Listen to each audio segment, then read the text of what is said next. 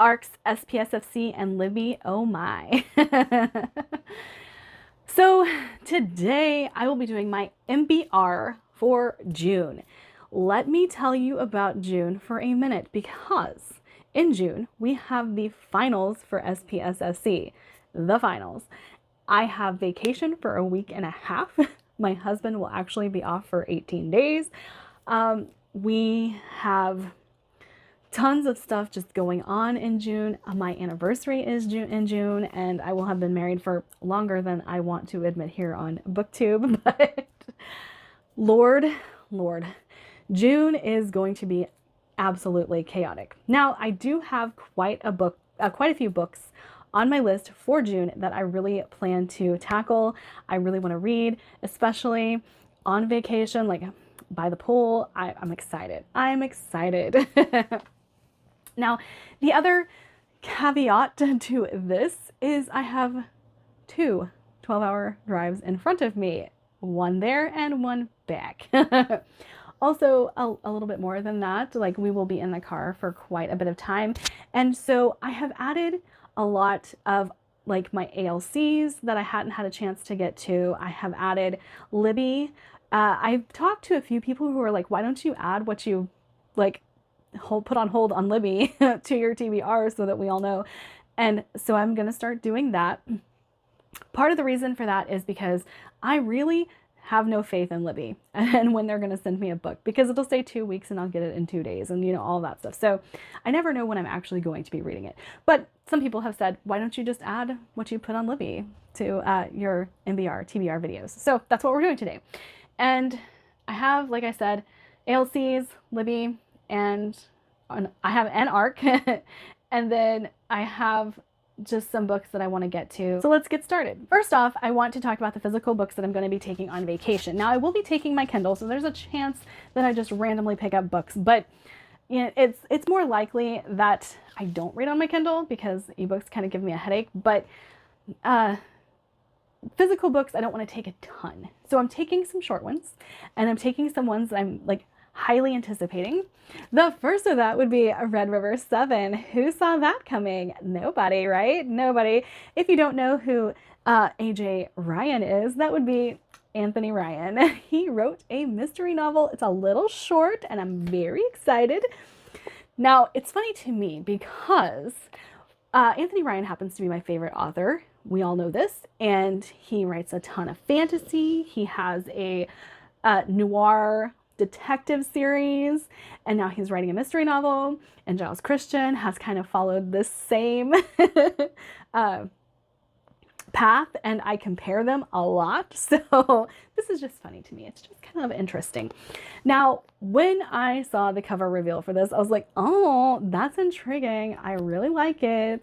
And then I heard the synopsis and I was like, oh, even more intriguing. So it says a nerve-shredding novel in which 7 strangers must undertake a terrifying journey into the unknown.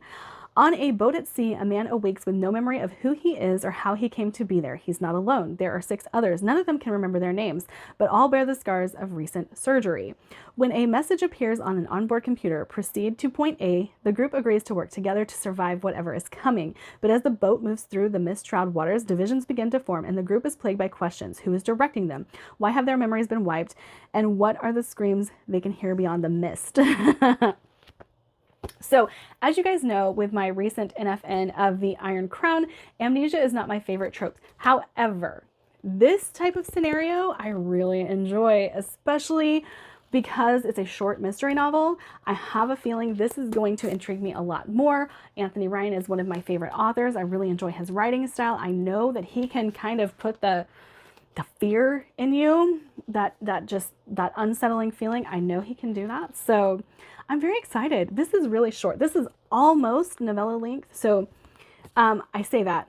It is 278 pages. The dog just knocked over the tripod, as he is wont to do many times.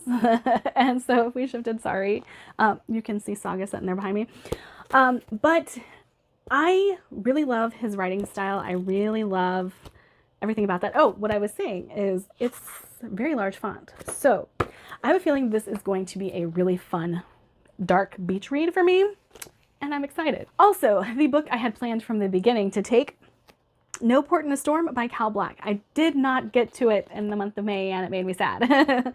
So I will be taking this on vacation with me. So excited to get more of Millie and the dog. Oh, the dog's not in this one. It's in the other art she sent me. I forgot.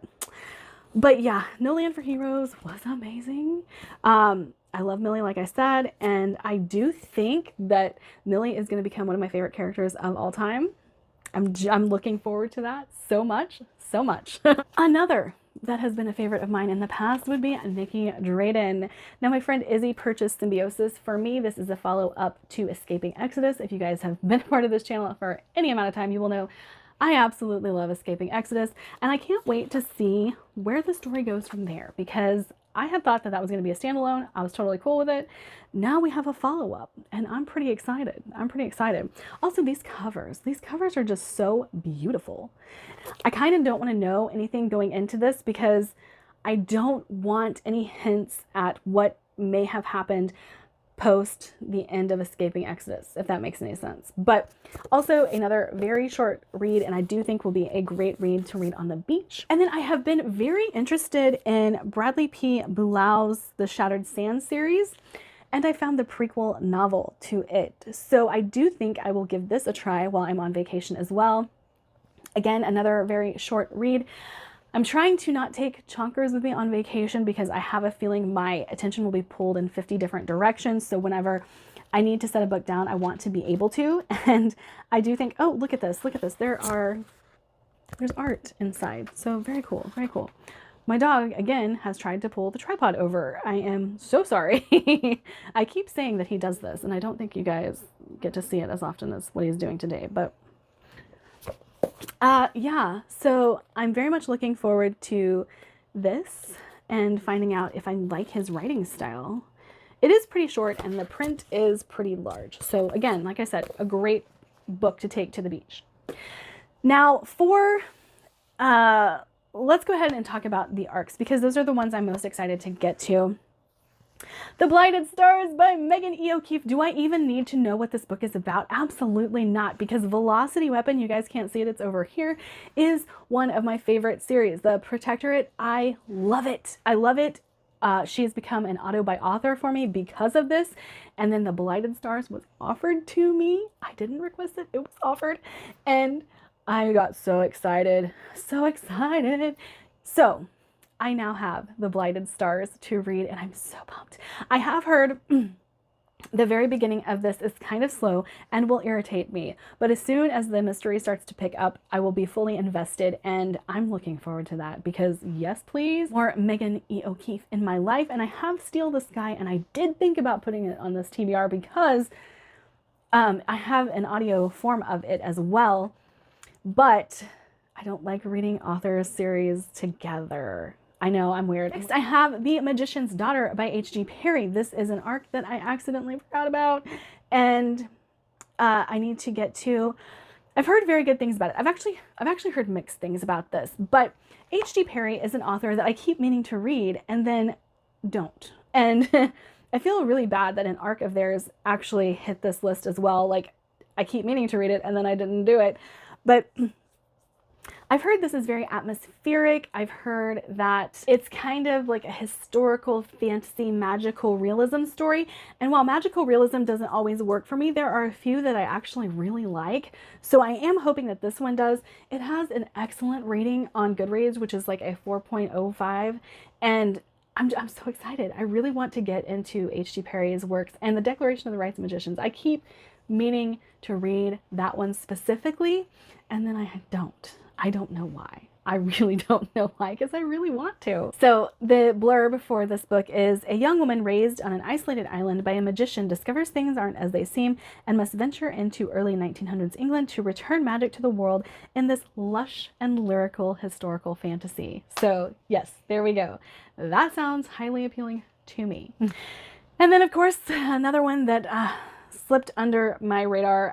Can't say that. One that kind of got put to the side because of all of the other books I had to read for SPSFC and stuff was the Sapphire Altar by David Dalglish. Now, if you guys know anything about me, you will know I'm obsessed with David Dalglish. and have read one book of his. So there we go. I'm obsessed with the synopses of his books. I will buy them. I will insert a meme that my friend Terry made just for me because I am like this. I am like this. If there's a David Dalglish book, I need it. And so the Sapphire Altar, I have read The Blighted Faith. I did enjoy it. I didn't like the audiobook of it. And I have the audiobook of the Sapphire Altar, but we'll get past it. I will keep in mind that I don't like the female narrator and not focus on that part of it. But very excited to continue this series. Really enjoyed the first book. I do think that this has a chance of being a 5-star because I did like The Blighted Faith enough to give it a 4-star. And if this continues in the same vein, I think it'll be great. I think it will be great. Now, one that I should have read by now and I just didn't. 7 Faceless Saints by M.K. Lobb. This is fantasy romance, young adult. I've heard nothing about it though. Nothing about it. It says, in the city of Ambrosia, saints and their disciples rule with terrifying and unjust power, playing favorites while the unfavored struggle to survive. But this is a dark fantasy debut novel, and as much as I like dark fantasy, I don't know how they're going to pull off dark fantasy in YA. But I'm intrigued. I'm intrigued to find out. And I do think that they're, like I said, this is LGBTQ plus romance, all the stuff I do enjoy in books, but YA. So I'm intrigued and nervous, but I do have an ALC of this. And like I said before, these are a few that kind of slipped my radar, fell to the wayside while I was reading other things, and need to get to them, need to get my reviews up for you guys of these books. But I'm intrigued. I'm intrigued and very nervous. Dark fantasy YA. How was that going to work? We shall see, right? We shall see. Okay, and then what I have on hold on Libby. I have Portrait of a Thief by Grace D. Lee. Now, I did pick this one knowing that there were going to be a little bit more hard-hitting themes in it, but I mean, I'm a dark girly. I do like darker things, and so I don't think that's going to bug me on vacation. But this is about Chinese art vanishing from Western museums and thieves who are taking these things and kind of trying to put them back in the places they belong, and kind of has like a Robin Hood-esque type feel to the synopsis, but it's about Asian culture and diaspora and colonization of art and the Chinese American identity, which that's what the blurb says, and I totally just read it like kind of anyway, but I did know that, and I'm very interested. I don't know why I suddenly got on a kick with Asian authors, but I did. It was inadvertent. It wasn't planned, but I want to read it now. And so I've been looking forward to this for quite some time. I bought it quite a while ago. It has the most weird cover for what it is, but I don't know. I like it. I'm looking at it. It's down there. But this is one I have on hold for Libby because I do think that the immersive experience would be good, but I also think the audiobook of this could be really good because I've heard the prose is very lyrical, and so hearing it I think would do a lot for the book itself. And again, I'm going to be on vacation. I have this ridiculously long drive. If I could knock out a few audiobooks while I'm at it, or knock out a few books via audio, why not? Why not? And then How to Sell a Haunted House by Grady Hendrix. I love Grady Hendrix, and I've been wanting to read this for a long time. My friend Jay has told me I will absolutely love it, and I have no doubts because Grady Hendrix is amazing. There is one of his that Final Girls Support Group I probably have no interest in, but everything else I really enjoyed, and I needed to add another Grady Hendrix to my list. I need Grady Hendrix in my life. He's funny.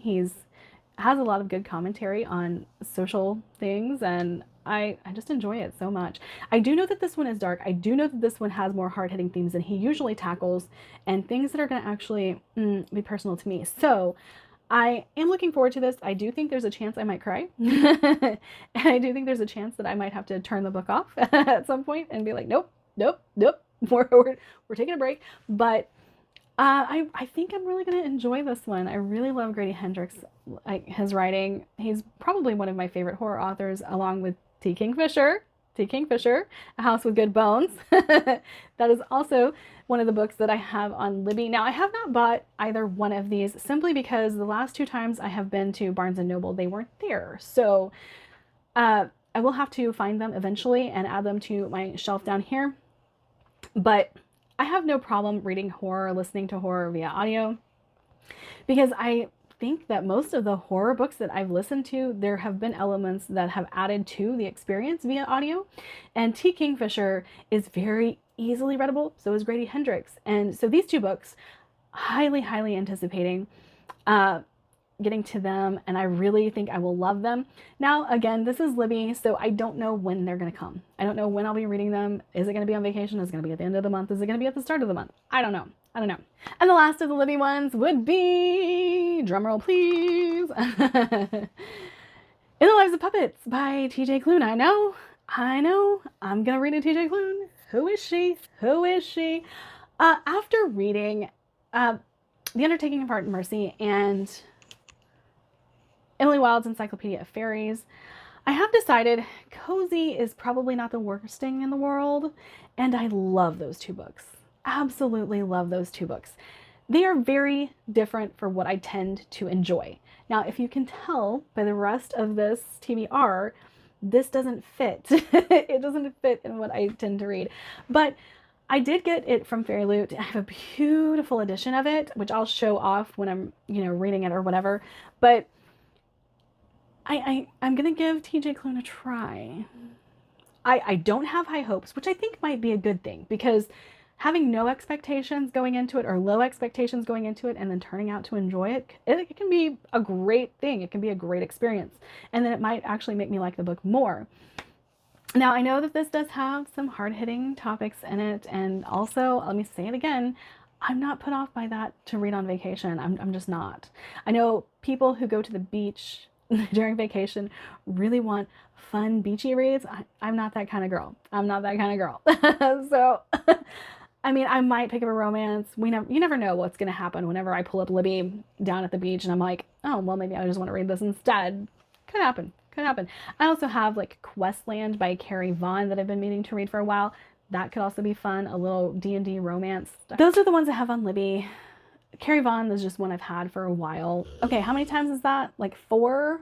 My dog has knocked over the tripod today. I apologize, guys. I apologize. I told you he tries to take this thing out from under me all the time, or in front of me. So we will just go over my SPSFC reads really quickly. I'm not going to delve into what they're about because, as you guys know, my SPSFC journey has not been great. And while I am interested in one of these books, I do think that I'm going to read them, review them, give my scores, all of that stuff, and kind of stay out of it, because I don't feel like my bad opinions or my opinions that are just kind of mid-ground are doing these books any favors. So I don't want to hurt any reputations or anything like that. But the one I'm excited to get to is The Last Gifts of the Universe by Rory August. I've heard nothing but great things about this. As you guys know, I've also developed a fondness for some cozies, and so it might not be so bad. I'm very much looking forward to delving into this. I know that there's an adorable space kitty, and that does make me happy because I love me a good animal companion, and that will be adorable. I know it's very well loved as well, so that adds to my excitement for that. As far as the rest of these go, like I said, that is the one I'm excited for, and I am not going to say anything bad about these books. I'm not going to say anything negative about these books. I have just had it with the competition, and I hate to be that person. I hate to say that because my experience has just not been great. So I will mention the books, but I don't have a lot to say about them. Estes by S.Z. Atwell is one that I will likely put off to the end of the month after vacation because it's a chonker, and from what I know of it, it has really dense writing, so I would like to put it as far off as I can from vacation because I don't think I will have the brain power for it during vacation. Melody by David Hoffer is another techno thriller. As we found out with my previous round of SPSFC, techno thrillers aren't my favorite. So depending on how this plays out, I do actually have the audio for this one, so it's probably going to be one of the first books that I pick up. And I do hope I like this one more than the last one that we got from SPSFC, but I don't have very high hopes because the way that they're written seems to be universal. So we'll see. We'll see. Hammer and Crucible by Cameron Cooper. I know nothing about this one, so I'll be going into this one blind. And then Percival Ghent and the Conspiracy of Days by Drew Melbourne. I have no anticipation of liking this book at all because it is another one that is in the style of Terry Pratchett and Adams, which I don't like. So, and I've heard already from people who've been in the competition or who are reading for the competition, judging it, that it's likely I'm not going to like it. So that's where we are with SPSFC. Like I said, I hate to be that person. Oh, one more thing to add to the TBR is Saga Volume 3. So I'm not going to take this chonker on vacation, but I will likely want to read something light when I get back from vacation. So I'm working on Volume 2 now, but I will be very, very excited to pick up Volume 3 and continue on with my saga journey. But that's it for me today. Like, subscribe, do all the fun things, and I'll see you guys in my next video. Bye!